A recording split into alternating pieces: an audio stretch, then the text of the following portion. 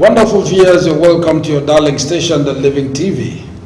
The Living TV is a television station in the southeast of Nigeria, particularly in Abia State. You're welcome to our program and another edition of Issues of the Moment. In the Issues of the Moment today, we will be discussing on a personality profile. Today we will be looking, or rather want to hear from a chieftain of the Apga. And you know, sundry times we've presented a lot of people from various political parties. As you all know, this station is not a political party-owned station, but a sideline dish. Having said that, today I have a special guest in the house, and that guest is the Apga candidate for Abia Central Senatorial District. You will know who he is directly from his mouth. Your host today is Chieftain Adele. You're welcome to our station, sir. Thank you very much indeed, Prof. Sir, our listeners and viewers who want to know who you are, your name, and your reason for being here today. Thank you very much indeed, Prof. My name is Barrister Chief Emmanuel Ahamdinweke. I am from Umuye village in East Language South, local government of Abia State. As you said in your introduction, I am a chieftain of the All Progressives Grand Alliance Apga and the senatorial candidate of my party for Abia Central Senatorial District. Okay, sir. Recently, Apga is not a new political party in Nigeria, especially at this part of the globe. Shortly before the formation of Apga as a political party, a lot of people believed that it is a political party for the Igbos owned, by the Southeasterners. But the political party has been very unfortunate in terms of winning national seats and so on. Except recently in Abia State, they won terrible seats in Abia House of Assembly. But unfortunately, as we speak, out of the 90%, we only have about 10%. All of them defected back to, either PDP and some other political parties. Sir, what informs your interest, and why do you think you are going to make a headway in the senatorial district of this state? Thank you very much for that question. There is the perception that Apga is an Igbo party. Yeah. It is actually a national party. We have seats all over the country, Benue, northern parts of the country, both in the state houses of assembly and in the National Assembly. It is not true that we have been unfortunate in the Southeast. Okay. Apga has dominated the politics and leadership politically of Anambra State. Apga had a governorship candidate, Rotas Okorocha, in Imo State, though he later joined another political party. In 2015, in God's own state, Abia, it is on record that Apga won the governorship position in that election. Anyone who was in Abia State in 2015 knew that not only did I contest for the senatorial seat for Abia Central, I won that seat, that election, against a sitting governor. Abia, in free and fair elections, Apga is the darling of the people of Abia State. You would remember that until recently, when we lost Prestige, who was in the Federal House, nothing else is discussed in Aba apart from Apga. Now with the Electoral Act coming back, you will see the dominance of Apga, not only in the Southeast, and also the number of seats we are going to hold all over the nation. All right. For some time now, a particular candidate, also a particular person, in one of the popular political parties, so to say, had always won the seat, the South the South Senatorial District of Apga's party, who is incidentally in your party. Do you think his defection to your party is going to be a leeway to your winning your senatorial candidacy in the Abia Central? Not at all. I had won that seat when I contested it the first time against the sitting governor then. In 2015. You were not sworn in. I wasn't sworn in because of the vagaries of Abia politics. I wasn't sworn in because they took it from the courts. But in terms of winning and the popularity on the ground to win, I won it then.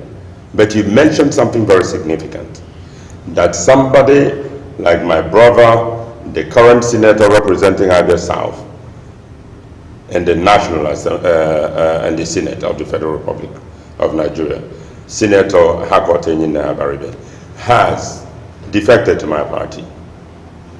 That was the greatest foresight, if there was any, because he knows that not only has PDP gone down the drain nationally, they have also very little chance, if any, of winning any seats at all in Abia State come the 2023 elections. His coming in means that undoubtedly Apga will secure the Abia South senatorial seat in the coming election. In Aba, the talk is Senator Baribe and Apga. In Okwa, it is the same. Even in his own local government of Obingwa, more than half the people have defected with him coming into Apga. Okay, talking about Abia South, and we know what is predominant politically here in the state, Abia, and even in the southeast. The incumbent governor of the state is also contesting that seat. And with the power of incumbency, don't you think you have a personality to contend with? The beauty of the Electoral Act, again, as I said.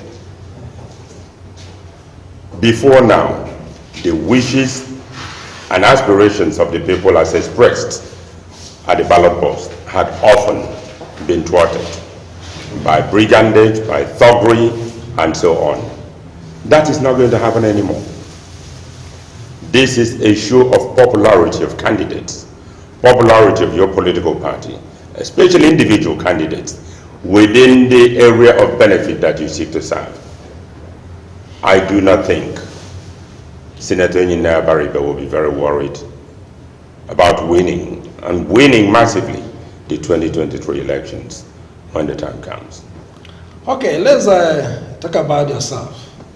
You talked about winning the election some time ago, and you will deny that as a result of the nature of politics that is prevalent, at least in the state here. And today, and you are back again for that same position.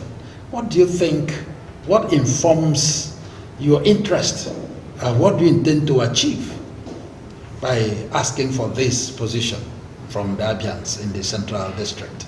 Right. Let's just go a little bit back to my entrance into the political arena in Abia State. In 2007, I contested the governorship of Abia State under the People's Democratic Party. At the time, the ruling party was PPA, the governor hadn't left the PDP and formed his own party and gone to another political party, the PPA, as it was then called. And I was invited to come back to contest that position. I lost it in the primaries to Chieftain Mogochukwu, but I have remained in Abia politics since then, played both national and state politics. My reason for coming into politics in the first place was to see that the decline in the fortunes of our people, economically and socially, was stemmed.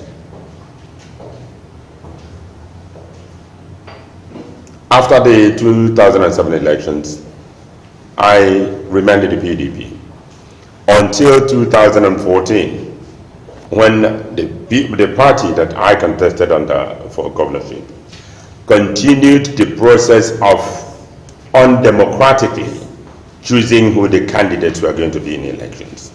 And that's how people like me and others went to Apga, All Progressives Grand Alliance, being the only party we saw at the time, and still now, the only political party perhaps in the whole of Nigeria with an ethos. A political party that you will say is different, they have something that they represent. All the other political parties, they're just like an open door, revolving door. You can walk from one to the other and from the other back in. Nobody will notice the difference.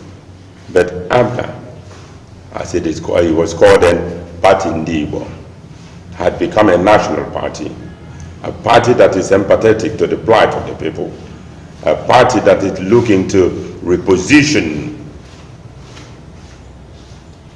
not only Nigeria in the eyes of the world, but all to see that the benefit that accrues from leadership and politics becomes available to the ordinary man and woman in whichever part of the country that you reside in today. All right, from what you just said, your reasons for coming into politics, and I also know too well that when you came in officially into politics, your interest was in the governorship of the state. Indeed. And then what pushed you down? Because with what you have in mind as your reason for coming into the politics, you would have been more beneficial with the state than a section of the state. Why the Senate? Good. The Senate, incidentally, actually will be more beneficial to the nation as a whole, and will also be beneficial, in particular, to my senatorial district, but by extension to the whole of Abia State. Now let's look at why I am coming into politics at all. When I was growing up in this same town called Apga, I went to primary school, School Road Primary School, which later became Township Primary School, and left because my father was a school teacher, and left to government primary school next door, where the cemetery market is today. And that's where I graduated from primary school and was admitted into Apostolic Grammar School, today's Ejama High School. When we were in school, secondary school, school buses ferried students who were day students, that we were called them. My father being a teacher, they didn't have enough money to send my older brother, who was at Sacred Heart, Sahako, and me at Apostolic Grammar School into boarding school at the same time. So I had to go from home. I didn't lose much because school buses were available to take you to whichever school you were going to, be it my secondary school, Apostolic Grammar School, Ngwa High School, Ibo National, Sacred Heart, Wilcox, which became Comprehensive Secondary School, and so on. The roads were wonderful. Not a single pothole anywhere in Apga. Admittedly, Apga was much smaller than it is today. What you know as the town then was actually from the park to School Road. All the other areas were evolving in terms of development. But the empathy of the leaders at that time for making life easier for the people meant that those who were in office were concerned about quality of education that you received. Were concerned about people doing businesses in Apga. Apga was actually the commercial hub. People were coming from Cameroon, from Ghana, from all over the West African states, sleeping in Apga to buy and go back to their places to sell. But unfortunately, as we went along, there came the decline. After secondary school, I had the opportunity and left the country and went to study in the United Kingdom. I had a first degree in business administration, a first degree in law, a postgraduate in law, a postgraduate in development studies, a master's degree, a postgraduate in management studies, a master's degree in development economics, specializing in cooperative development. When we went to school overseas, people were going to gain education and return to your country to practice and add value to your nation. Today, those going outside to study, 95% are what I call economic migrants, because our state and the nation had really suffered a huge knockdown in terms of our economy and the quality of life that people live here. After education, Nigeria had started to gradually go down, and I started work in the UK. Notable amongst the various positions I occupied was I was appointed a Justice for the Inner London Commission of the Peace. I sat and chaired the Inner London Youth Court. I sat in the Family Court. I had appeals from decisions of magistrates at the Inner London Crown Court sitting at Elephant and Castle. In addition to that, having of course been called to the bar of England and Wales by the Inner Temple, there are 4 temples. The foremost is the Inner Temple, where so many heads of governments from around the world were called to bar. I was also appointed, given my specialization in my master's degree, as an advisor to the Office of the UK Deputy Prime Minister, focusing on social sector housing development and management. And I was involved personally in taking out so many large inner city estates, like the Gloucester Grove, North Peckham, and so on, from government management into resident-involved management cooperatives and so on. That was where I was, until Nigerian politicians began to beckon.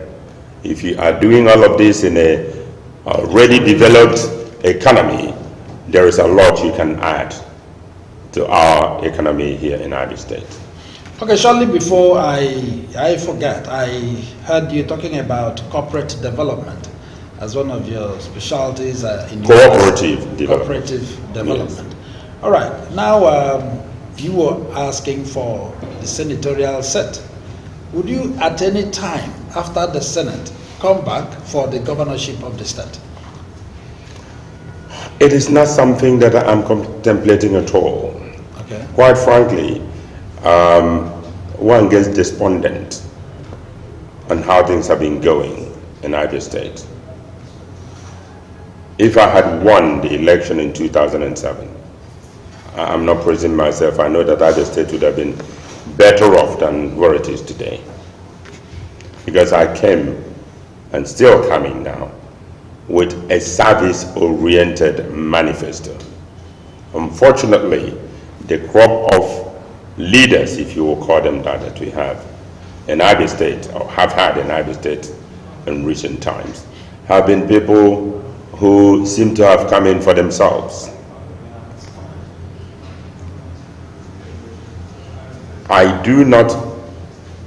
It's not in my contemplation at all running for any other positions. Not for now, I can foresee that thought. I'm not getting younger.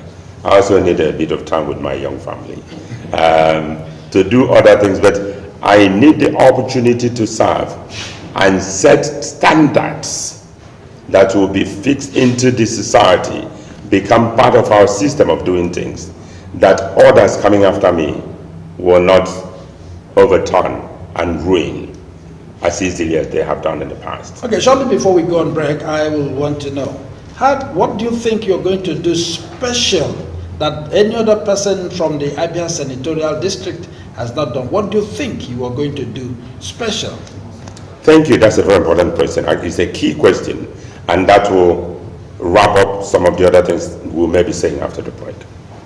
In other climes, the Senate is actually the prerogative, the exclusive preserve of people who are knowledgeable in law.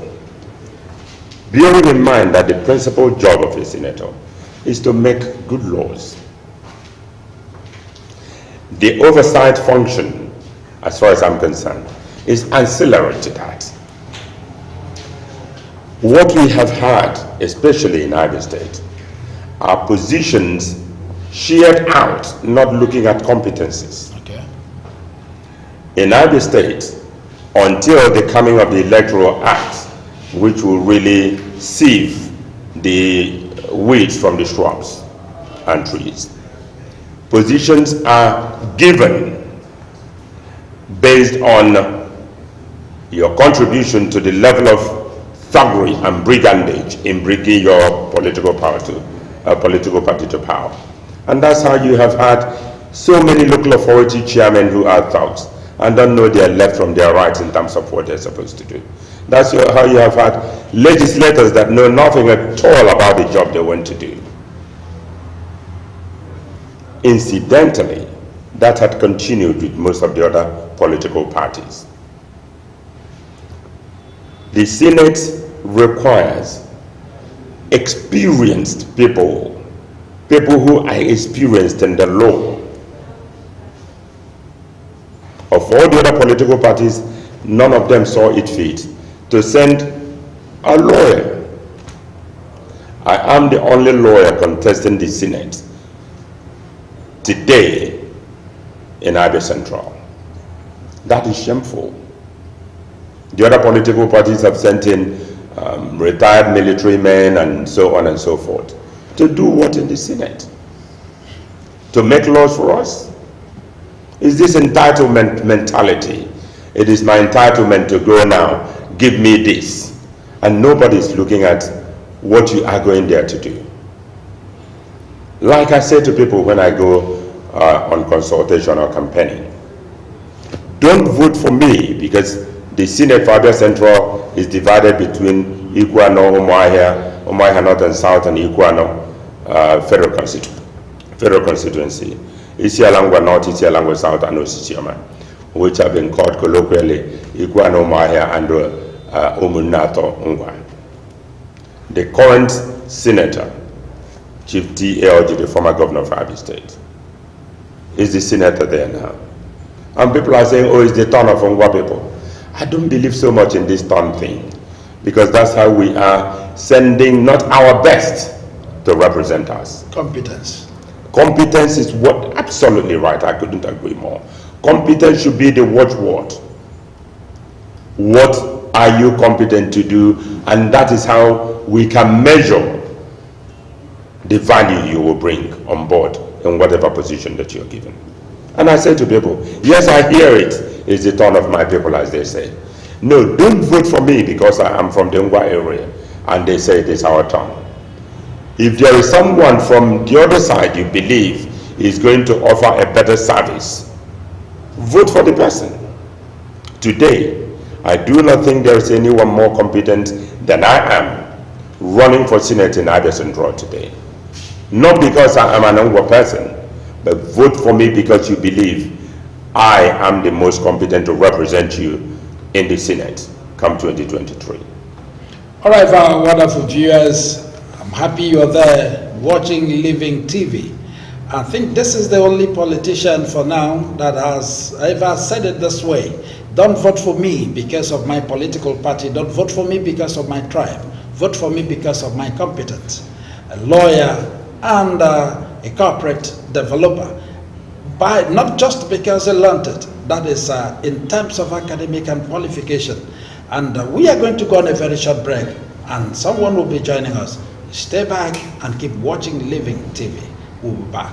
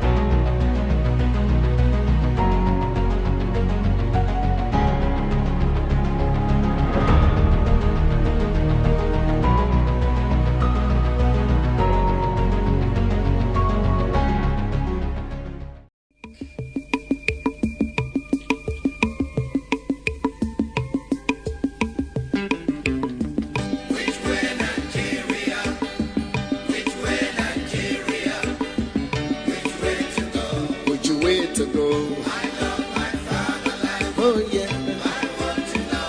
Yes, I want to know which way Nigeria is heading to. Which way Nigeria? Which way Nigeria? Which way to go? Which way to go? I love my fatherland. Oh yeah. I want to know. I want to know.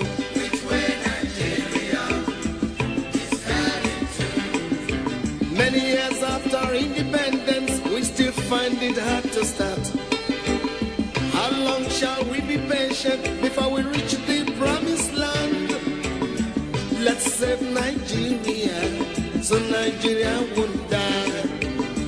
Which way Nigeria? Which way? Which way Nigeria? Tell me.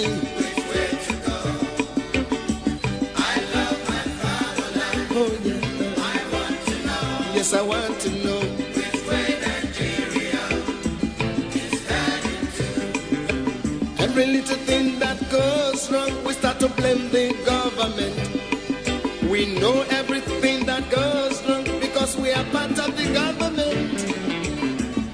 Let's save Nigeria, so Nigeria won't die.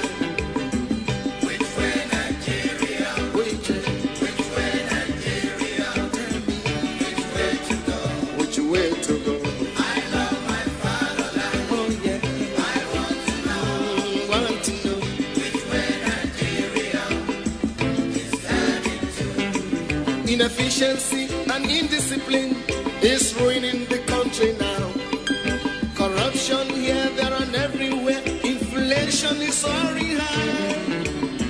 Let's save Nigeria, so Nigeria won't die.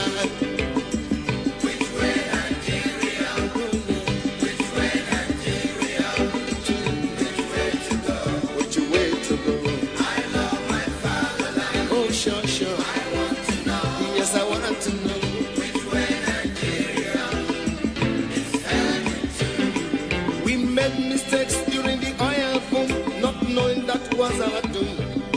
Some people now have everything, while many, many have nothing. Let's save Nigeria, so Nigeria won't fall. Which way Nigeria? Which way Nigeria? Which way to go? Which way to go? I love my fatherland. Oh yeah. I want to know. Yes, I want to know. Which way Nigeria? Green revolution is a reality.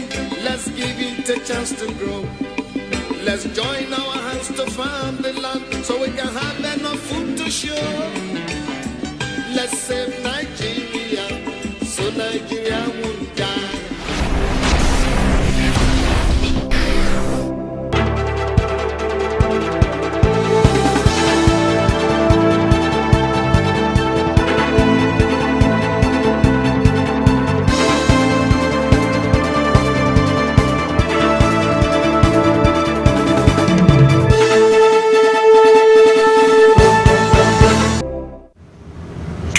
Wonderful viewers, welcome back to your darling station, the Living TV, where we bring the world first to you. I'm happy you're still there watching Living TV on our program Issues of the Moment. Today we are looking at personalities. On the second half, we have a new person that has joined us.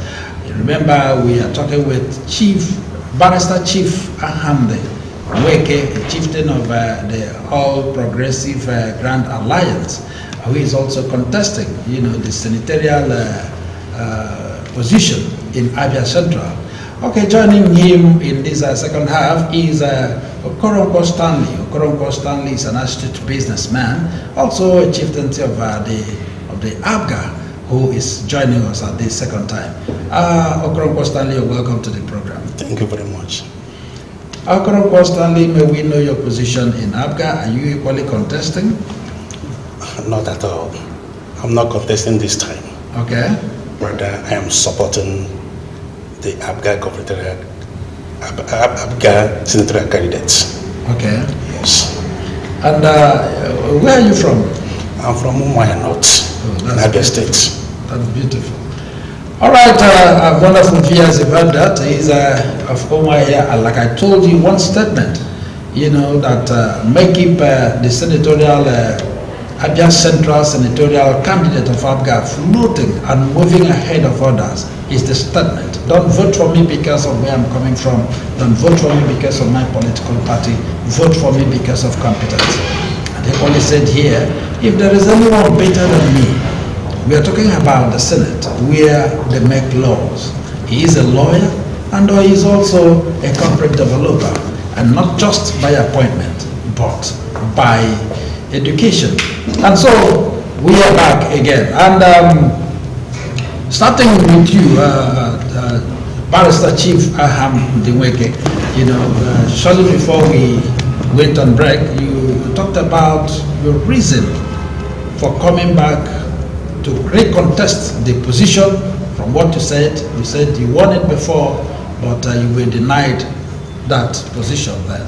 And then, what is the assurance that this time around such a thing is not going to happen again? Bearing in mind that we've talked about the new electoral law, that it's supposed to be a security against every form of rigging.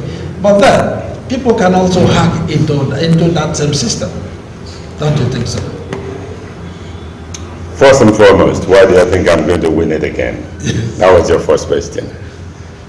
I won it then, even with the rigging. The declared result for Iguana still in favor of me on record today. Omar cannot on record that I won it by a landslide. Omar has out the same. Osisioma, where the result was turned around, I won the election overwhelmingly. But the Osisioma result was used to undermine my victory, and that's why we went to court. That was possible then because the card reader machine we used then allowed for people who were not properly accredited to vote in the elections. And that was by the use of incident forms. The Electoral Act 2022 has completely abolished the use of incident forms. So whatever people vote on that election date is the result that you are going to get. On a free and fair election, I will win Apga Central over and over again, because I know the people of Apga Central believe in me. I know that they gave me their votes overwhelmingly in 2015. And I have no doubt they are going to do that again. My only worry was the voter apathy that has started to creep in. And people were saying, oh, what's the point voting? After voting, they are going to rig it all over again. Thankfully, the level of education that is going on, both by the electoral umpire, INEC, and NGOs who are involved and interested in seeing that elections are free and fair, and of course my political party as well, encouraging people to come and vote. The chances of rigging the 2023 election is very slim. You mentioned about hacking. We have had reports of allegations of hacking involving especially Imo State and elsewhere, and we've also seen that the electoral umpire is working actively to see that those names that were illegally inputted into the system are being expunged. Although that actually leaves a lot to be answered. How did it happen in the first place? And those are issues at the national level. I believe that they are going to take on the agencies involved in ensuring that there are free and fair elections. And the various political parties are not going to sit down and watch it happen. The fact that it was detected this early in the electoral process shows that we have a good chance of ensuring that rigging is consigned to history as far as Nigerian electoral system is concerned. Okay, I'll be coming back to that because our viewers will equally want to know how prepared, or the degree of preparedness by your political parties to ensure, even if it happens, what is the level of security? But I'll come back to that. Let me come to you, Chief Okelko Stanley. You said you are from Omaya and you are purposely here because of the senatorial district candidate of your party. Yes. Yes. What gives you the drive to think that he is going to win this election this time, and why do you believe in him? In 2015, we did it very well. I am on ground. I supervised most of the elections. We won the election with a landslide. I connected Umuahia North, Iguano, and Umuahia South. And I can tell you that the people came en masse and voted for us because of who he is. Like what he was saying, he's a competent lawyer. And you can agree with me that when you have a lawyer, there's no business for an engineer or for a pharmacist to be at the Senate in the process of lawmaking. It's out of the order. So I believe in him because I know that he is eminently qualified for the job of legislation. We are talking about lawmaking. We are not talking about any other thing. So I am very confident and optimistic that what we did in 2015 will repeat itself 2023. All right. With his antecedents in London, where he had served, even in some of the legal departments, and so on. What do you think are the possible challenges, in fact, as it comes from that area, Umuahia? I don't see any challenges coming as such because, like I said, he's a UK trained lawyer and also a judge. And the job of lawmaking rests in his field. So I'm not seeing any challenge. Rather, I can say that there are some obstacles we need to overcome. Okay. Yes. All right. Barrister Chief Amdimweke, there was a question I said I was going to throw to you shortly before I asked Chief Stanley Okonkwo the question I asked. But what is the assurance of your political party security? Because I know in any of these contests, all the political parties will have their agents that is supposed to act as their eyes. And that. What is the security? Because most often, rigging of elections, whether it is hacking through computer or manipulation of numbers and so on, is when there is lack of security. So what is your party's readiness and preparedness in making sure that votes are counted and protected? Right. Can I just go back to one thing he mentioned, then I'll come back to your question, okay, just by way of clarification. Stanley Okonkwo has mentioned that the job of lawmaking is the exclusive preserve of lawyers, and I couldn't agree more. One question I ask is that if anyone, let's metaphorically say, Prof here wasn't well at night, and the nurse comes and checks, and they say, oh, God forbid, touch wood, is not you. That they say, oh, it is an appendix. It's a simple process. Don't worry, Prof. All I need is somebody who is competent to cut you open. I need only 2 inches of incision in your body, and I'll bring it out. You'll be sewn up and you'll be fine. And they look around, they couldn't find anyone, and they find this very experienced carpenter who has been a carpenter for 40 years and brings him in where you're lying down. You know him very well. He's a competent carpenter.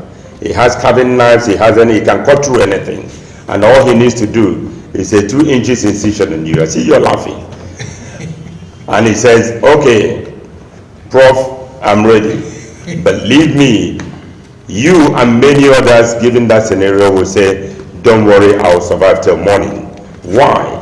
Because your argument is going to be, no way will I subject something as important as 2 inches on my body to somebody who is not competent to do it, to somebody who is not a medic or in the medical field. If you are and others are averse to taking such a risk, because of somebody's level of competence to do a job. How would you give a major decision? The job of a senator will affect the quality of education you get in this country. It will affect the level of health care that you get in this country. It will affect the quality of the national roads that you apply on in this country. It will affect the taxes you pay. It will affect your business. It will affect this television company that we have in Abia State, the first of its kind in Abia State that we have today. And people are willing to allow somebody who is not well prepared for that job to go there and take a decision that affects our lives and livelihoods. It sounds absurd to me.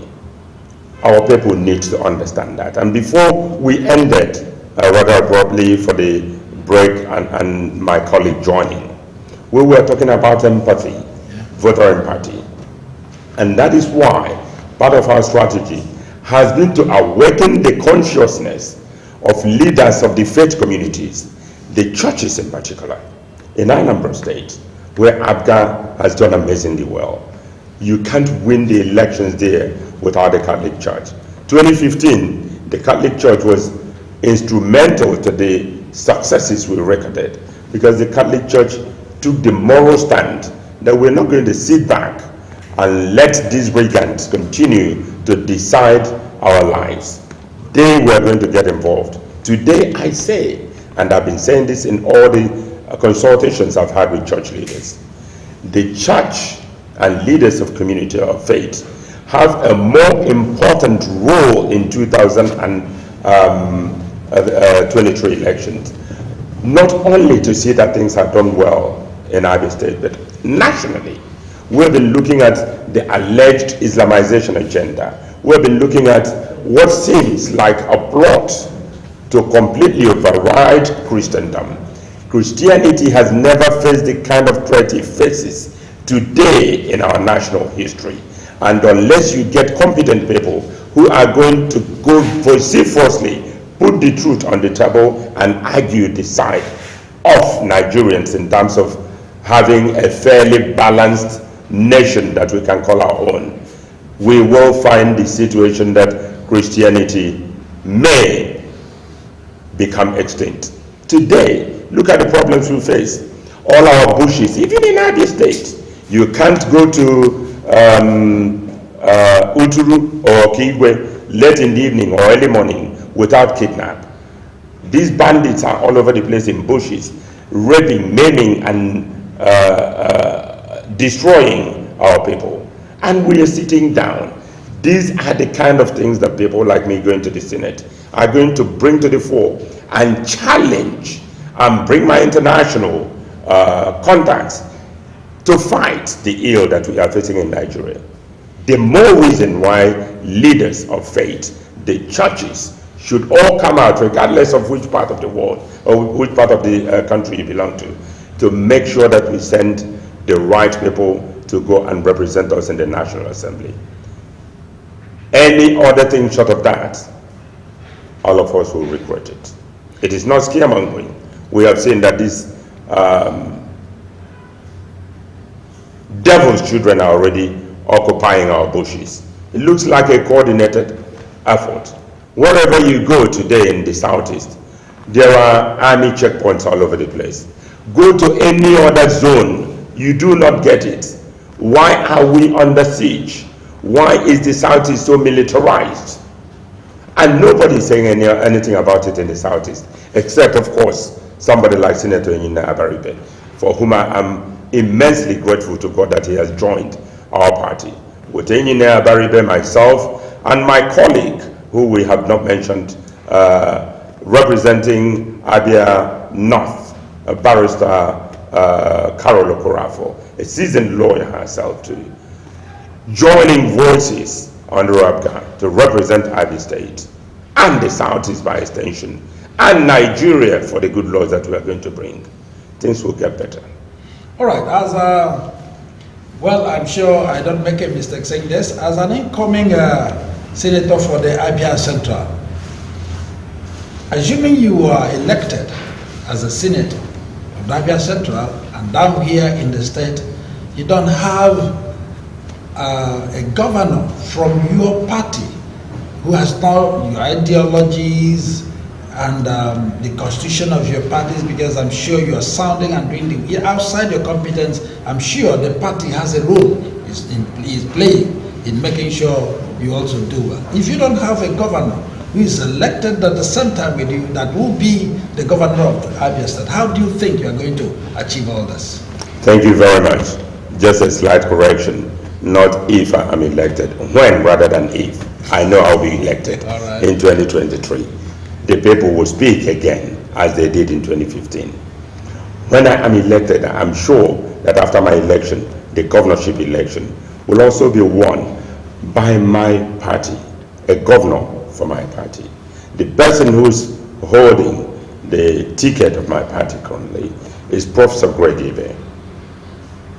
I was speaking with the proprietor of this station, and I'm saying, we need to bring him on board to come here.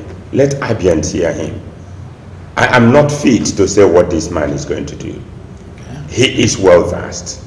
This is a man who is advising 9 African heads of states on how to improve their nation states. What is Abia State to him? The only one, of course, he's an entrepreneurial expert, a professor of entrepreneurship. The only one who has set up a technological hub in Africa, which foreign countries are coming in, including American leaders are coming in to see in Abuja. I have been there myself, and I'm not that easily impressed. But on this occasion, I was wowed. He owns the Gregory University at Uturu. He was responsible majorly for the building of Abia State University. He supplied the medical or technological equipment for all the federal polytechnics that were developed in Nigeria. He has a scheme to have a development in every of the 774 local governments in the nation. Of course, he was a major advisor under the Obasanjo administration. Well, I think he will. So when he comes in, absolutely. Yes. I am only saying that because you mentioned him a bit. He will come here. When Abians have had him, tell me what the competition will be. Apga have made sure that the way to win the elections this time and even before now is to have the most competent people elected into office. Today, we celebrate one of our former governors, Peter Obi, and virtually everyone in Nigeria is screaming about obedience and being obedient. Don't forget, Peter Obi was a former governor under Apga, and a lot of the things that people hear he has done in leadership and administration were all under Apga. That is an Apga footprint. Okay, well, if you're talking about Peter B, why is it that you didn't allow him pick the Apga's ticket? He didn't come to our party for that. He had believed that going to the national level and contesting under the party he contested, which people erroneously thought that one of them will win, one of the major parties will win the presidential ticket. Today, the Obi movement has shown that any party, including Apga, can win it. Just to digress a little, do you think Obi's achievement as a governor that has led to this massive movement of the obedient, do you think it's as a result of the party he belonged to, or as a result of competence, based on what you said earlier? Well, both. When you are competent and you are in a party with an ethos to help the people they are leading, the two marry very well. You can be competent and be in a political party like the major two, and you see what has happened. I don't believe for once that all the people who have come out under PDP and APC were all incompetent. There must have been some competent people amongst them. Okay. But because this is not a party that harnesses and gives direction to people's competencies to perform, that's why we are in the situation that we are today in Nigeria. Okay. But Apga ensures that whoever they give the ticket is competent to do that job that they are sending them to do. That's why we have all these retreats all over the place, before and after our primaries, to make sure that we are all singing from the same hymn sheet. All right, I'll be back. It's like we were having a call. Okay, as maybe network. Okay, but Mr. Chief Okoko Stanley, are you in the same page with him, talking about the Apga, the assurance of Apga winning the Guba election in 2023? Of course. Just hold on 1 minute. Hello? Yeah. Hello? Hello, yeah, this is Living TV on the program Issues of the Moment. Can we know you, where you're calling from, your question or contribution? Okay, my name is Chieftain. I'm calling from Ungaro right now. Okay. I'm very impressed by our speaker, Barrister Chieftain, Okay. that is coming out from Apga, Syria. Okay. For Apga, Syria. Okay. So my question is for him. They know the language that is mostly commonly spoken by the political elite is that after they have finished serving, it is their turn. In fact, it is their right to go over to rule or to sit in the senatorial seat representing Apga North. What else have you put so far ensuring you are going to win or becoming the right person to represent that Apga senatorial, based on the fact that the incumbent governor will tell you that after ruling or after governing, it is his turn for him to go over that seat and also rule the Apga. Thank you very much. Okay, thank you, my brother. Barrister Chief Weke, this question is for you. He's asking, because a lot of them who are coming out are claiming it is their turn and it's their birthright as well. Thank you very much indeed, caller. You touched on a very important point that I raised earlier. It is this, my brother, is this mentality, this it is my turn mentality that is part of the problem we have in Abia State today. Part of the reason I lost my Senate bid in 2015 in the courts was the attempt to rig my election from Osisioma, because I was the only prominent Ngwa man who said I was supporting a candidate that was not from Ngwa land. And my reason for doing that wasn't because I don't love my people. Of course I love my people. I was looking at the most competent person at that time, in my calculation and belief, who was going to help turn around the fortunes of the people of Abia State. Where we were in 2015, and believe me, the indices haven't shown that we have gone any further. Look at Aba, look at Arera market, look at Ongwa Road market, look at, I'm mentioning the markets because Aba is the economic powerhouse of Abia State, if not the Southeast.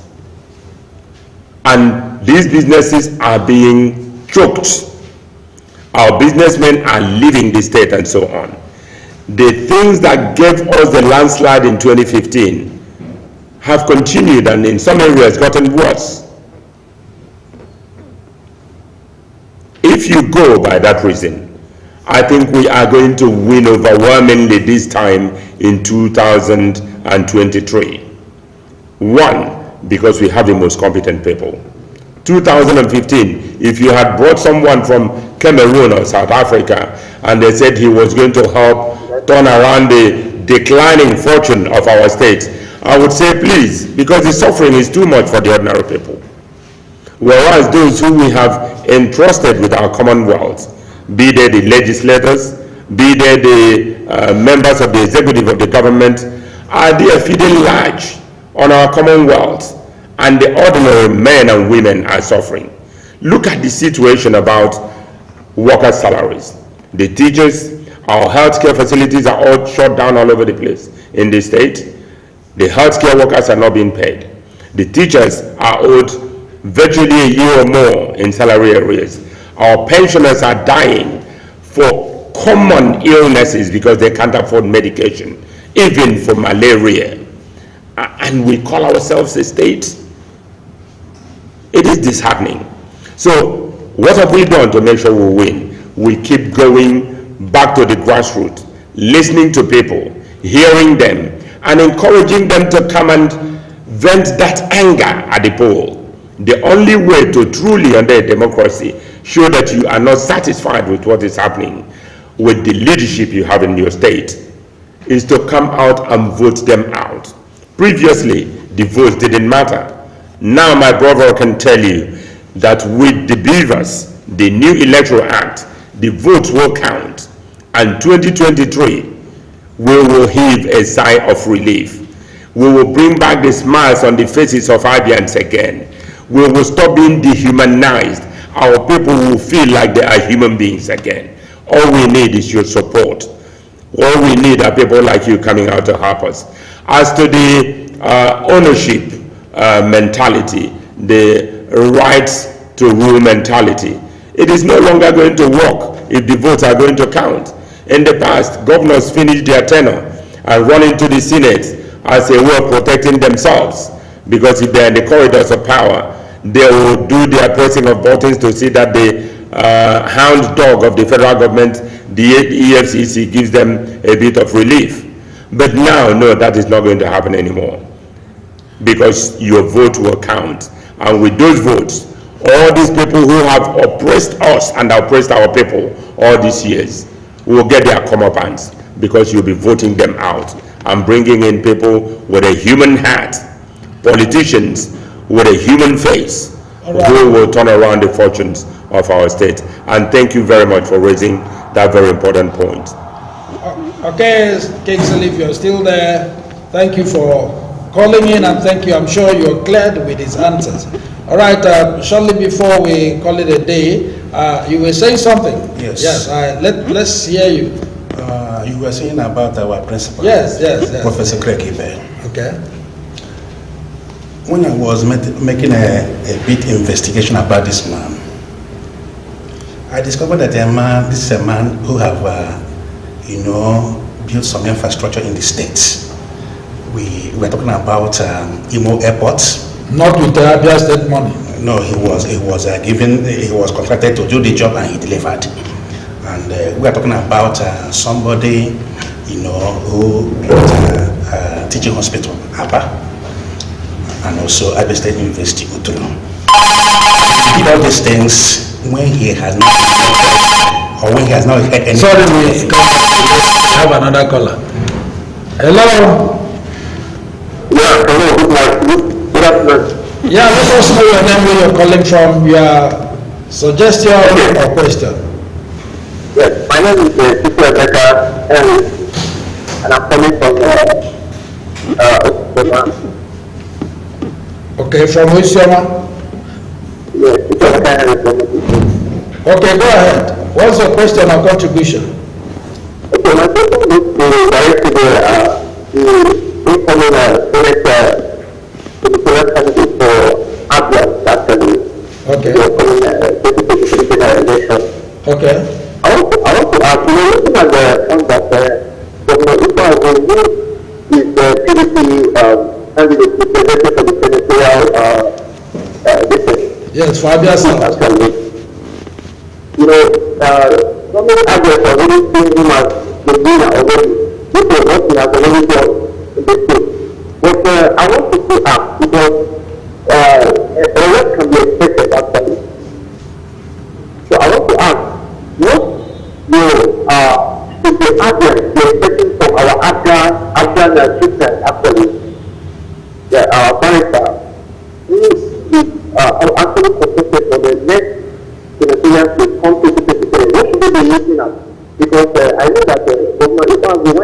flyover, he has already done something, and the other states do as well.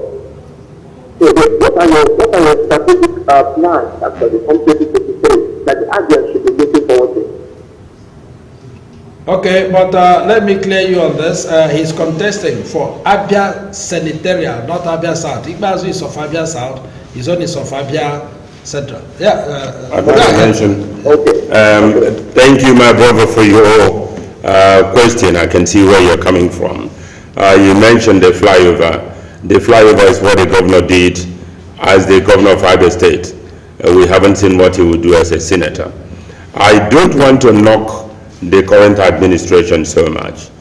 If you look at Ebonyi State, the governor Omahi came in the same time as my brother, Governor Okezie Ibazu, PhD. And are you still there? Go ahead. Okay. He has got well over five flyovers built within the same period, and we have got one, the Osisiama one, which was built over 7 years. If that's the only thing you are offering as a great performance of the PDP, even you will agree that your state has failed woefully and your party leadership has failed in their government very woefully. As to who he is competing with, you will find out when the elections come. Like I've said to people, don't vote based on your party affiliation. Don't vote because the administration has benefited you a bit. Vote for what you believe the person will represent. Let's take this one again. Hello. Hello, good morning. Good morning. You're welcome to Living TV Issues of the Moment. Your name, who you're calling from, your contribution or question. Okay, this is Kozina, calling from Kochoma. Okay. Okay, my question is the incoming Abia section. Okay. Which is my organ, that's my organ. I need to call him Uganda. Okay. So my question is, in 2016, we all know what, especially the Apga, is not only in the central, it's a general showdown that Apga took everything in the state. But we noticed some things that the people the masses are fighting for, especially the candidate, then was our man that left governor then. And it's only after all this is the only position that was the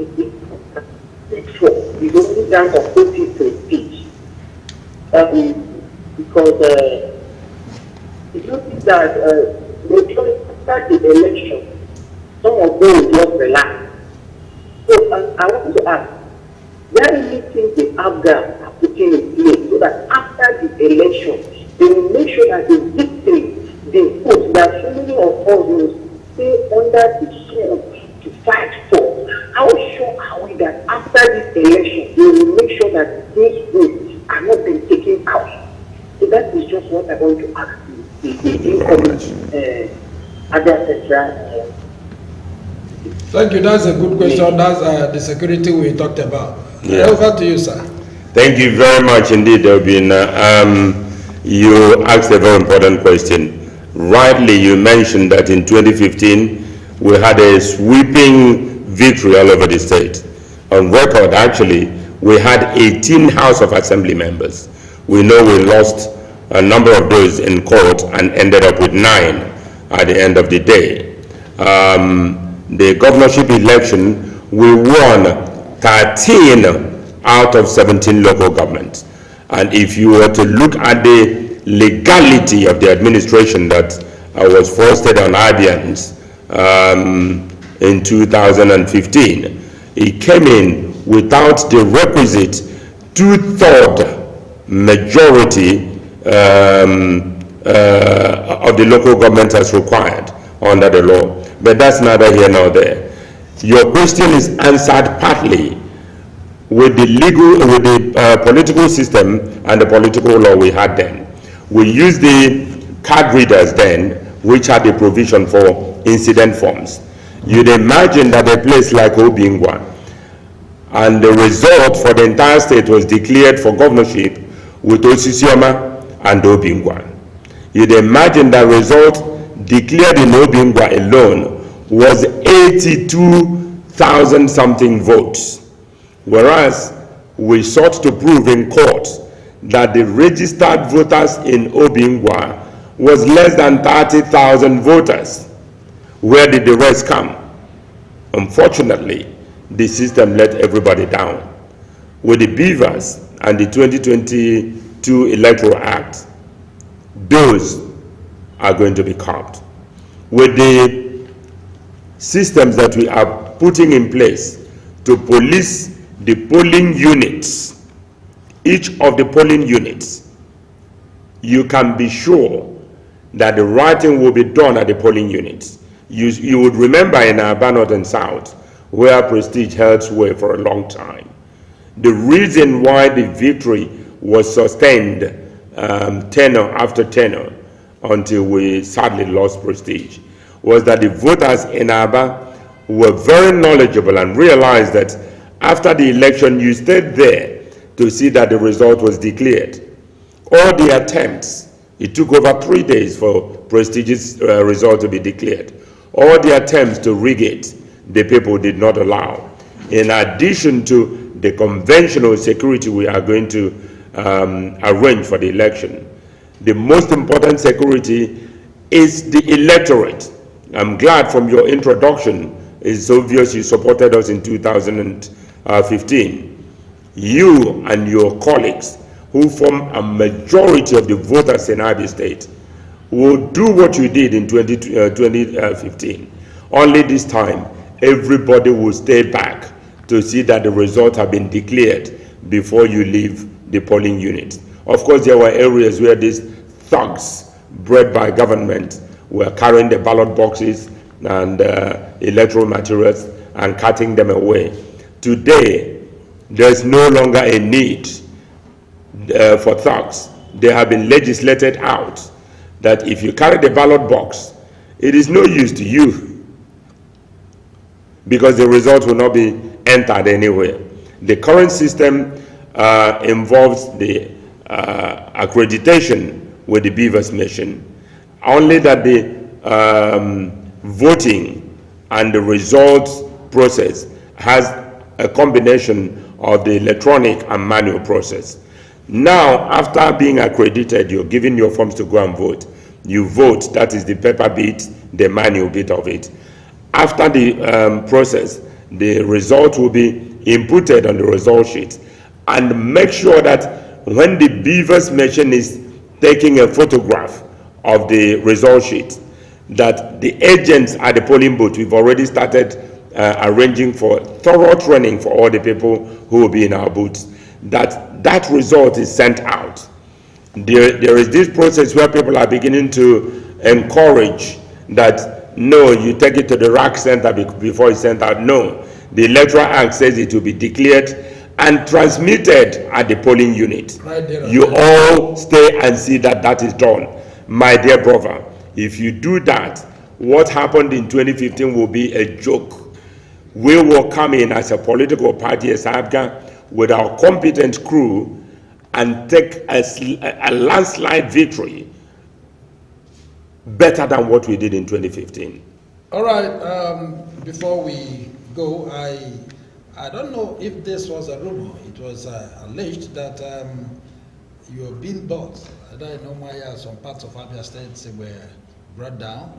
Either the talks of either the state or whatever, we do not know. Thank you very much. No, it wasn't actually. It is very true. And it wasn't brought down by thugs, per se, in the conventional sense. Well, yes, thugs of government. An organization called Apga, okay, which is supposed to allegedly regulate the placing of billboards. it is sad that government agencies will employ thuggery in everything we do in the state. There's no respect for the rule of law. Just an aside, you'll remember that just last week, an apparent agency of government called, is it TMAS or whatever, TMAS, that employs thugs wielding sticks and all manner of things to chase motorists around in Abia State, were declared by a court of competent jurisdiction as an illegal outfit. We were passing late last week and saw them being beaten blue and black by the Chicken Republic near Apga Polytechnic. Today, you still see them driving around, an agency that has been outlawed by the courts, that the government is still letting them go around harassing people. They are common thieves if they have no protection of the law. The court has declared them as illegal. It is wrong for the government to still leave them in place. This is the whole thing we are talking about. So what about this? My billboard, my billboards, the APSA agency, was me actually who made inquiry, got in touch with their managing director and asked him, how do you regulate these billboards? What are we supposed to do, being a law-abiding citizen? The MD told me, oh, Oga, I know you. You are, let's take the call. Please, let's take this call. Hello? Hello? Hello. Yeah, please tell us your name, where you're calling from, your contribution and question. This is Living TV. Yeah, this is Obina. Okay. The one that just called few minutes ago. Okay. Yes, feedback to my Oga. Actually, nothing before, but I just to explain. Okay. There is something you mentioned, when you say you mentioned, based on the people I don't know how you people call it, the people that are in charge of your vote in the polling unit. Okay, the agents. The polling agents. Another incident happened in 2015, because 2016 I was asked for Apga to support Apga. Some of them, the incompetent government used to pay them. Even in the polling unit, they will collect money. The same night, I will only come up. Then they will just be here, everything will just be messing up. Once they collect the money, they will just turn their back. So what am I trying to see? This time around, why I'm calling all these things, because I thank God I saw this thing on Living TV. Because I don't know how to make you face to face. This time around, those people you are going to elect, that is only people. They don't not the one that how. You know, that is people just what was the time. People can that you people because you do other people. People this and that. So people now what I can say.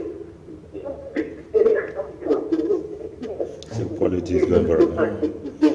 You can stop him then. Let's this time around, what change the Bible in the state, and it's mostly in the state, the Apga, based on the way check is Apga currently now.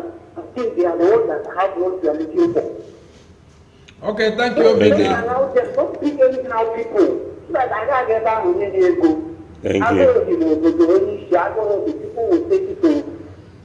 Then finally, your signpost, the one I saw at Apga, even when I was there, I traveled to my holiday, I saw your signpost. When you signpost, you do something that will be kind of, if you are shouting, we know we are shouting for you. Oh, if you are shouting, they even need signpost. They can never bring that money. That is just what I want to say. Thank you very much. Let me take your last one first. I have billboard. I have 9 House of Assembly members in Abia Central. For each of those House members, I have erected a billboard in their constituencies, all 9 of them. I have got not these wooden made billboards. My billboards are one of the largest in state by size. So I don't know if it is the quality of the picture. I will send my people around. I'll probably go and look and find out the one you're talking about, if something has gone wrong with it, and make sure that it's replaced. But more importantly, you said you didn't know how to reach me or some of our people. We have our offices everywhere, and the nearest to you is at Omongasi. If you go just almost opposite the Samsung shop, go over there, leave any message you want for us. We are looking for, and we have started profiling the kind of people we are going to have as agents and polling booth agents. And I hope that you will also make yourself available. Hearing you sound like a fairly decent person, and it will be a pleasure to get back in touch with you. Leave a message at any of our political offices, and it will get back to me. Thank you very much indeed. All right, wonderful viewers. You were saying something about this, and so what have you done about these people? And this is the last question we'll be taking on. Okay. Today, yes. Right. After speaking with the MD of Apga, the Abia State Signage and Advertising Agency, Mr. Otuonye, he told me that there's a fee of 6 million naira for a senator to put up billboards in the state. An Abian? Yes. And he says for a president is 15 million, for governor 10 million, for a senator 6 million, federal house 3 million, and House of Assembly members 1.5 million. And I told him, sorry, I don't believe that this is legal. Let me make inquiries. I got back to him the next day and said, the figures you have given me are not right and proper. He said, because it is you, we will collect 4 million naira. I said, you're joking. Even 4 million naira won't pay.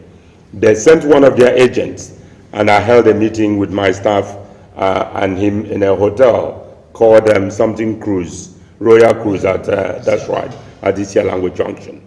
At the meeting, the young man who is also a director in the organization insisted that I'll pay 2 million, and that was the bottom line. I said, no, I'm sorry.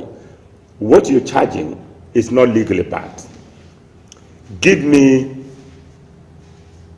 the authority that you have that says you can charge this. And of course, my initial discussion with Mr. Otuonye, the MD, he had sent me by WhatsApp, and I printed it, the figures that I mentioned to you earlier. The bottom line at the meeting at Royal Cruise, ABSA director asked me to pay 1.5 million. I said, no, I will not. He said, what am I willing to pay? I said, because I am feeling generous, and I want to help all of you who are young people working in this agency. I'm going to pay 250, so you pay the official fee, and then help the people who are doing my billboard. He said, no, sir. It's either the 1.5 or your billboard will be brought down. The one at Easy Gate and Easy Court, and the one at Mission Hill. After 2 days, they went and brought them down. At the meeting, I told them, if you bring down my billboard, you will contribute to my election, because I will sue you. He had the audacity, because of the attitude of people in government. He said, we are government and we own the courts. I said, are you sure about that? He said, yes. Fair enough. That's the whole thing we are saying about laws and the right people representing. I took them to court, and the judge gave an injunction restraining them from touching any of my billboards anywhere in Ado Central. After this, I'll conclude. Yeah, let's take that. Hello. Good afternoon. Yeah, good afternoon. This is Living TV, Issues of the Moment. May we know your name, where you're calling from, your contribution or question? All right, my name is Emeka, calling from Ukunabo. Okay. Please, I want to ask, is there any possibility for the local government to issue out the DDC, or is there any possibility for the government to make the DDC very simple for people to have?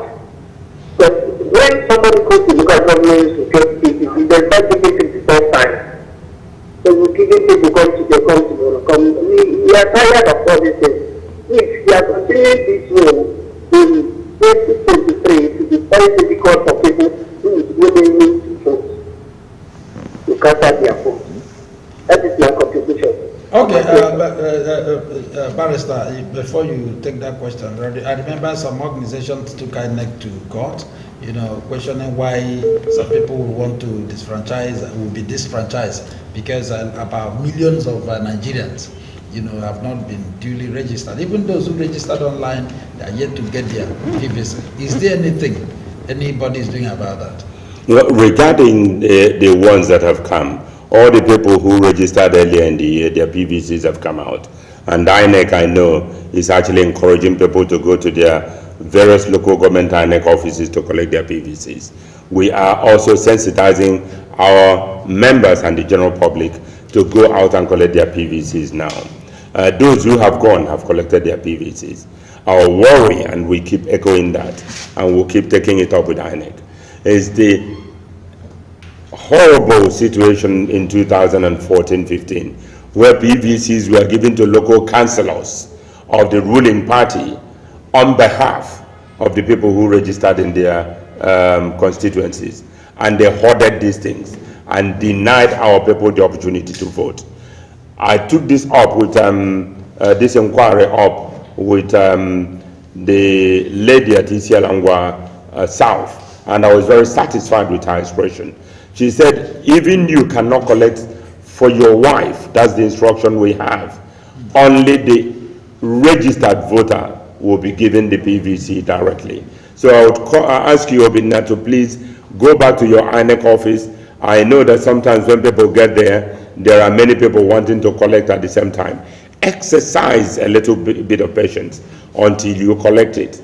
Without the PVC, you will have no say in deciding who represents you. So exercise a bit of patience. We will also, Ugunabo is not in my senatorial district, but as a party, I'll pass on the information for people to make inquiries and find out if anything different is happening at Ugunabo from elsewhere. Thank you very much indeed for that call. But continuing on the point. All right, yes, continuing on that point. Yes, continuing on the point I was making earlier. The court stopped Apga from meddling with my billboards anywhere in the state. We are also going back to court on the 12th. And of course, immediately I took that action. My people faced all manner of social media attacks. Oh, you're suing the government. That is what every right-thinking person should do. Where things are going wrong, sue. Actually, part of the thing I'm going to do when I come in is to get a team of lawyers who will fight for social justice where any Abian is being disaffected because of the power of state against an individual. But going quickly back to that, we are back in court on the 12th. My lawyer came to see me yesterday and tells me that the government has tried to influence the outcome of the case by transferring my matter to Umuahia. What I say is that it doesn't matter, you can transfer my matter to Timbuktu. I have a team of competent lawyers. We will fight it to the end. You can't come and extort people here. What is the reasoning, the rationale for saying that billboard placement is dependent on the office you are contesting? That means if I'm running for president and my billboard is the size of this television, I pay 15 million. And the person who is running for House of Assembly, whose billboard is the size of this room, pays 1.5 million. There is no such thing. We inquired and went to the federal agency that regulates these things and found out that rather than the 15 million, 10 million and 6 million we are being asked to pay, the proper price is actually 25,000 naira. And you ask yourself, where is the money going to? If we're seeing it in terms of infrastructure, in terms of payment of salaries, in terms of improved living conditions for Abians, one can say, oh, okay, that's where the money. You can rob us to make yourself wealthy. So we are back in court on the 12th. Whichever court it is going to, we are going to fight it with all we have to make sure that doesn't continue anymore. And that fight is not just for me. It is for anyone in any political party Because once this victory is given to me, which I know it will be given to me, they have no basis in law for what they have done. It means that other people who are contesting will not be extorted the way they sought to extort me. Okay, what you're saying, just like when we are talking about the agents that are promoting, these come 2023. The Living TV and Living Radio yesterday constituted what we call the ambassadors through a program we call Save Nigeria 2023. And that is where we created street ambassadors, community ambassadors, village ambassadors, people that will be getting back to us. As an agent of change, they will be telling us what happens in the area, and we will also tell or communicate the appropriate quarters. That's a step this station has taken, both on radio and television. And the program started yesterday, and with the CEO of this great organization, St. Moses, and then we're on it. And we are expecting a lot of people who are interested to apply as ambassadors of states and both the state. Because in Living TV here, we get calls from, just like last night, the calls we get come from Cotonou. Cotonou is not Nigeria. We get from Taraba, Kogi, and other states. So because it's a satellite station, it's everywhere. And so we are doing something about this. And we're also still using this medium to tell these ambassadors, you can always write in. Our office is at #1 George's Street, opposite Teziama Police Station, adjacent to NEPA. Come in and tell us, and then we will be here with you. Tell us whatever information, how it's happening in your area. If it is about this PVC and so on, and we are combining it with a program on tele also with the CEO, who is also a lawyer, what we call Knowing Your Right, so that you can ask in any question or whatever, bring in what you have, and we'll make sure it gets to the appropriate quarters. Wonderful. This is wonderful and very commendable. But to be frank with you, what you have said now doesn't surprise me at all. St. Moses is involved in this. He's a social activist. He's a social right, human rights a defender. One would expect St. Mo to do this.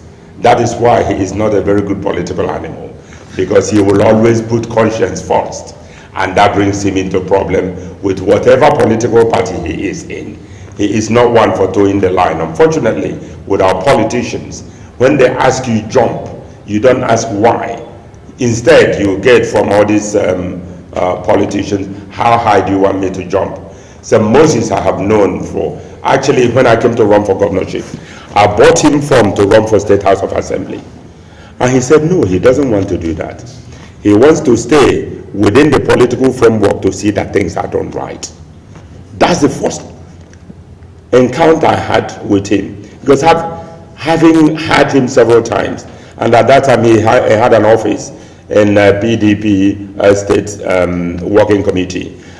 Having met him a few times, I thought this guy will make a good legislator. But no, he didn't go for that. He wasn't going for his own benefit. He was there for the wider benefit of the society. Even in my local government, where by the grace of God I have helped even those in office now to get into office. None of that, he could have been any of those. No, he says, I want to be there to see that things are done right. So I commend this exercise, and I hope you will bring it into the electoral process properly and actually make this station one of the monitoring stations during the election, where people can call in and say, this is going wrong, and the appropriate agencies will be sent there to see what happens. This is social responsibility at its height. And for a station that has just started, imagine what Living Television will be doing for us in other states, Southeast and Nigeria as a whole, when this station stabilizes. I am actually one of the users of this facility. In my living room, I can watch the programs. The ones we had previously, you paid a fortune. But with this, I think my bedroom one is now permanently on Living Television, watching what's happening. And you'll be surprised. My relations overseas are saying, when I give them the information, they can get the studio. Kudos to you and your chairman, St. Moses Obunda. And I think that this is the beginning of the great things that we need to see in Abia State. This should be supported by government. This should be supported by well-meaning businessmen and women in the state and the Southeast. It's a very good program. All right, having said that, before we round up for today, remember, we have a free-to-air decoder. You can always get yours, any HD free-to-air decoder, you will get Living TV. And you are not supposed to live in that room without a Living TV, because we dispense live to homes. So it must be Living TV, or there will be no other TV in your living room. And then, as you get this, remember, these ambassadors, we are not just working for ourselves to make sure that we get it right. 2023, and that's exactly what we're doing. Before we go to the Chief Okonkwo Stanley, please, what do you have for the viewers, just in 30 seconds? I am calling on the viewers to vote wisely this time. Don't vote party. Vote individual with capacity. With the crew of Professor Greg Ibe, Barrister Chieftain, I think there's scope for appearance. Okay, thank you. And Barrister Chief Ahamdeweke, what's your parting word for today? Thank you very much, viewers. All of you who supported us in 2015. We are back again to recover our stolen mandates. Only that you are going to be more in number this time. We will storm Abia. We will win the seats in Abia Central. We will be in Government House to make sure we bring an end to salary arrears, the continued punishment of our pensioners. The roads will be done. The shops in our area destroyed are given to the rightful owners. The properties will not be destroyed and the roads will not be constructed. There will be a human face to the incoming administration in 2023. Partner with us for a better Abia State. Thank you very much indeed. And thank you, Living Television, for bringing this opportunity in a completely non-aligned television company for Abians and Nigerians to air their views. Thank you very much. With this, we are coming to the end of Issues of the Moment for today. We thank you for being part of this program. Continue watching Living TV. I am your anchor man, Chinedu Adiele.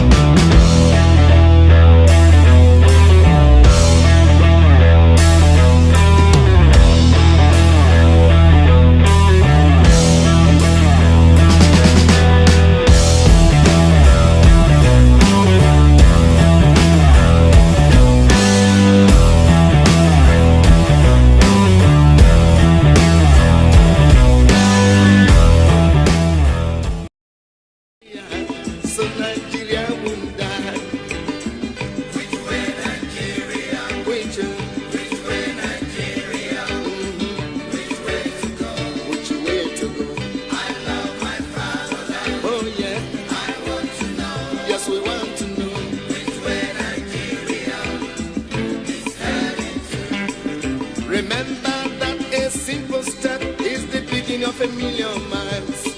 Let's start right now to rebuild ourselves so as to make the country smile. Let's save Nigeria so Nigeria won't die. Which way Nigeria? Which way Nigeria?